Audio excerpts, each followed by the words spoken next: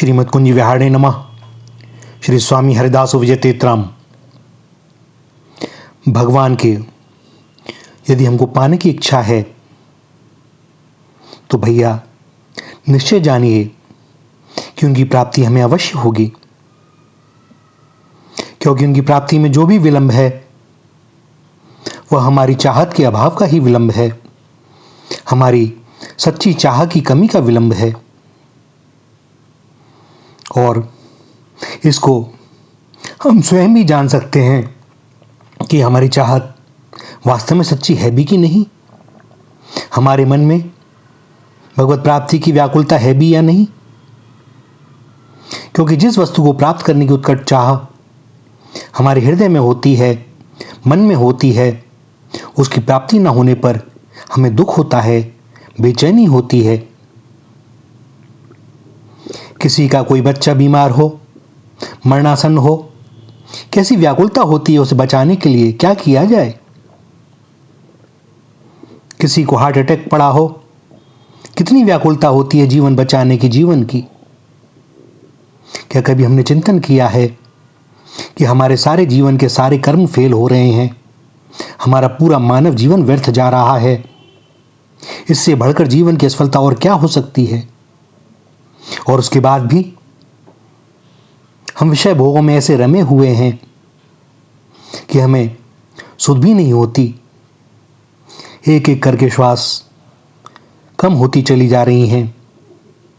यहां कुछ वास्तव में कमाया नहीं, पहले का जो था वह भी खो दिया, और इसके बाद भी हमें कोई दुख नहीं होता।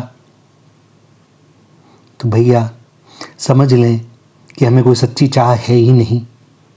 सारी दिखावटी बातें हैं, बाहरी बातें हैं। और अब भी यदि हम चेत जाएं तो अपने मन में भगवान की चाह पैदा करें। जितने भी साधन हैं वे भगवान की चाह पैदा करने के लिए ही हैं, और यह धीरे धीरे ही होती है। जिस प्रकार खेत में फसल होती है, धीरे धीरे निराई, जुताई, गुड़ाई, खरपतवार हटाना, बाड़ लगाना, सिंचन करना और बीज डालना, धीरे धीरे पौधे बढ़ते हैं। और यह चाह इसी प्रकार पैदा होती है भगवान के नाम से, जप से, सत्संग से, तीर्थ स्थानों के भ्रमण से। इन सब से थोड़ा थोड़ा कुछ होगा, और यह तीव्र चाह उत्पन्न करेंगे हमारे हृदय में भगवान से मिलने की। कुछ लोग कहते हैं हम भजन करना चाहते हैं किंतु भजन होता नहीं। भैया इस बात को कैसे समझा जाए। जिनको धन प्राप्ति की अभिलाषा होती है उसके लिए वे रात और दिन एक कर देते हैं, अपना भोजन पानी निंद्रा भी छोड़ देते हैं। कैसे माना जाए कि उनको धन की चाह नहीं है जो उस प्रकार का कर रहे हैं। जो भूखा है वह भोजन को कैसे भूल सकता है। इस बात को कौन मानेगा कि भूखा भी है और भोजन को भूल गया। सीधा सा अर्थ यह है कि यदि हमारे मन में कोई चाह है तो हम उसे भूल नहीं सकते, और यदि भजन की चाह है तो हम भजन किए बिना रह नहीं सकते। सो यह प्रश्न ही निरर्थक है कि भजन चाहते तो हैं पर होता नहीं। अवश्य यह भजन होने की चीज है, परंतु होने की चाह तो होनी चाहिए। जो भक्त होते हैं उनको क्षण भर के लिए भी यदि भगवान का विस्मरण हो जाता है तो उन्हें अपार दुख होता है। उनके मन में अपने लिए इतना धिक्कार बोध उत्पन्न होता है कि वह कहते हैं मेरे समान कोई पापी नहीं। मौसम कौन कुटिल खल कामी, जिन तन दियो ताही बिसरायो, ऐसो नमक हरामी। सूरदास जी महाराज एक दिन क्षण भर के लिए भगवान को भूल गए। उन्होंने विचार किया कि भूल क्यों हो गई, और फिर वे पश्चाताप करने लगे कि मेरे समान पापी कोई नहीं है। मौसम कौन कुटिल खल कामी, तीन बातें कही उन्होंने, कुटिल, खल और कामी। कुटिल यानी जानबूझकर टेढ़ा कर्म, कुटिल कर्म करने वाला। खल अर्थात दुष्ट, और कामी संसार के विषय भोगों में फंसा हुआ। तो भक्त को क्षण भर भूलने पर ऐसे विचार उत्पन्न होते हैं यह क्या हुआ? भैया, भजन जब जीवन बन जाता है तब उसके बिना रह नहीं सकते। भजन दो प्रकार से होता है, एक तो भजन किया जाता है और एक भजन होता है। जो भजन किया जाता है, जिस प्रकार हम नित्य प्रति करते हैं कि हमने नित्य आधा घंटा नियत कर लिया है, हम आसन पर बैठ गए, भजन किया और देखा जैसे ही आधा घंटा हो गया या जो भी हम पढ़ रहे हैं वह सब चालीसा वगैरह पूरी हो गई, हम उठ जाते हैं। हो गया समय, कर लिया भजन हमने, अब आगे के कार्य देखें। तो भैया, जो आधा घंटा का नियम ले रखा है, यह करना है, यह जबरदस्ती करना है। किसी ने कह दिया है कि भगवान का नाम लेना चाहिए, जप करना चाहिए, भजन करना चाहिए, कम से कम इतना तो करना चाहिए, इसलिए यह कर रहे हैं। हमारी किसी मनोकामना की पूर्ति हो जाए इसलिए कर रहे हैं। वास्तव में यह भजन नहीं है, क्योंकि यहाँ व्यक्ति ऊबता भी है, उसे भारीपन भी लगता है, फिर वह उसे छोड़ भी देता है। सच्चा भजन तो वह है जिसके बिना रहा ना जाए। कोई कितना ही कहे छोड़ दो और आप कहें कि नहीं भैया, इसे छोड़ा नहीं जा सकता। एक पुरानी सच्ची घटना है। श्री चैतन्य महाप्रभु के शिष्यों में एक शिष्य थे, उनका नाम जप का इतना अभ्यास था, उनकी जीभ इतनी अभ्यस्त हो गई और उनको नाम जप में इतना आनंद आता था कि सोते समय भी उनका नाम जप होता रहता था।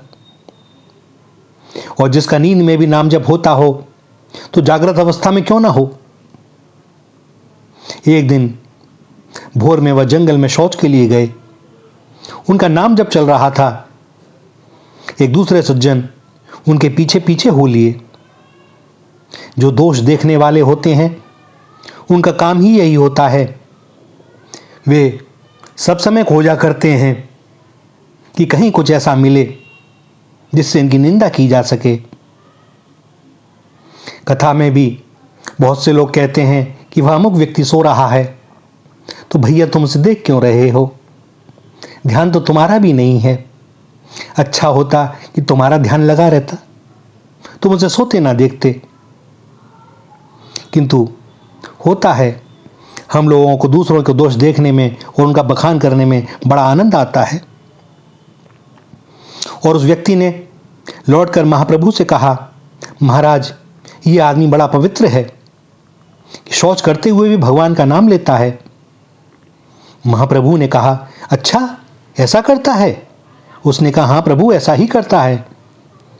महाप्रभु ने कहा, उन्हें बुलाओ।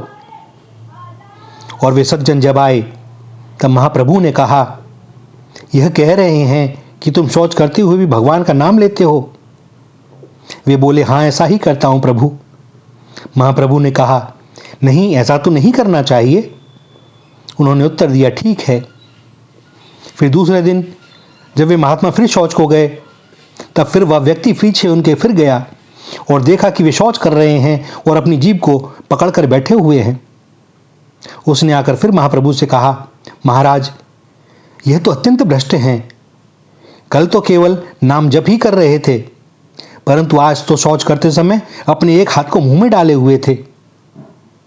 महाप्रभु ने कहा, ऐसी बात है, उन्हें फिर बुलाओ। और जब आए तो महाप्रभु ने कहा, ये कह रहे हैं कि तुम शौच करते हुए भी मुंह में अपना हाथ रखे हुए थे। उन्होंने बड़ी दीनता से कहा, हाँ प्रभु, ये ठीक कह रहे हैं, क्योंकि आपने ही तो कहा था कि शौच करते समय नाम मत लो। किंतु प्रभु, मेरी जीभ मानती नहीं, मैं क्या करूं? आपकी आज्ञा थी, इसलिए इस जीभ को पकड़कर बैठ गया। महाप्रभु मुस्कुरा उठे और बोले, अब तुम जाओ और हमेशा नाम जप किया करो। इस प्रकार जब जिनके जीवन का स्वभाव बन जाता है, यह भजन है। अगर भजन ना रहे तो जीवन ना रहे। भगवान की स्मृति ही जीवन है। भगवान ने श्री गोपांगनाओं के लिए कहा, मत प्राणा। उनके अपने प्राण नहीं रहे, उनके अपने प्राण तो मेरे प्राणों में आ गए। अब वे मेरे प्राणों से अनुप्राणित हैं। भगवान ने कहा, गोपियों का अपना मन रहा नहीं, उनका मन मेरे मन में समाहित हो गया। मन अमन हो जाता है। जब तक मन है तब तक जगत है। फिर गोपियां चिंतन कैसे करती हैं? भगवान ने कहा, मेरे मन से। जीवित कैसे रहती हैं? भगवान ने कहा, मेरे प्राणों से। भगवान के प्राणों से अनुप्राणित, भगवान के जीवन से जीवित एवं भगवान के मन से स्मरणयुक्त रहना, यह हो जाता है। किसी व्यक्ति की कोई प्रिय वस्तु नष्ट हो गई हो, उसे दुख हो रहा हो, तब समझाने पर वह कहता है, मैं जानता हूं कि इसे बार बार याद नहीं करना चाहिए, इससे कोई लाभ ना होगा, परंतु क्या करूं, मेरा मन मानता नहीं है, मुझसे रहा नहीं जाता, बार बार इसकी स्मृति आ ही जाती है। इसी प्रकार हमारा चित्त इतना भगवान में आसक्त जब हो जाए, तब भजन करना नहीं पड़ता, भजन होता है। और ऐसा होता है कि छुड़ाए ना छूटे। जो भगवान के भक्त होते हैं वे भगवान के भजन में होते हैं और भगवान उनका भजन करते हैं। श्री राधा, श्री राधा, श्री राधा।